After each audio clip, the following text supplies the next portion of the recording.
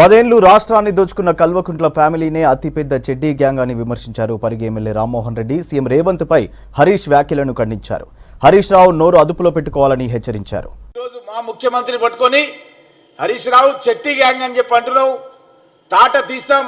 తెలంగాణ రాష్ట్ర వ్యాప్తంగా ఈరోజు కాంగ్రెస్ పార్టీ నాయకులు కార్యకర్తలు నువ్వు మాట్లాడుతున్నటువంటి భాష గురించి చర్చ చేస్తున్నారు. నువ్వు ఏం చేసినావు?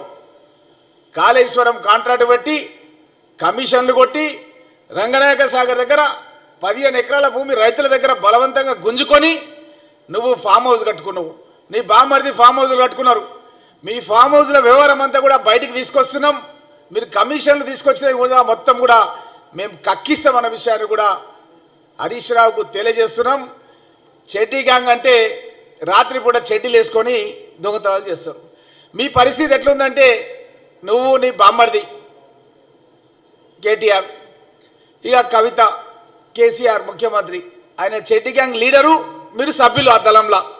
మీరు నిట్ట నిలువున ప్రజలను డే లైట్ రాబరీ చేసినట్టుగా పగటిపూట దొంగతనాలు చేస్తున్నారు. మీరు చేసుకుంటా చోరు ఉల్టా కొత్త వరకు దాటే అన్నట్టుగా మీరు దొంగతనాలు చేసి మా ముఖ్యమంత్రిని పట్టుకొని రేవంత్ రెడ్డి గారిని పట్టుకొని చెడ్డీ గ్యాంగ్ అని నువ్వు ఏదైతే మాట్లాడుతున్నావో మా కాంగ్రెస్ పార్టీ నాయకులు ప్రజలు ఎక్కడ కూడా జీర్ణించుకోలేకపోతున్నారు.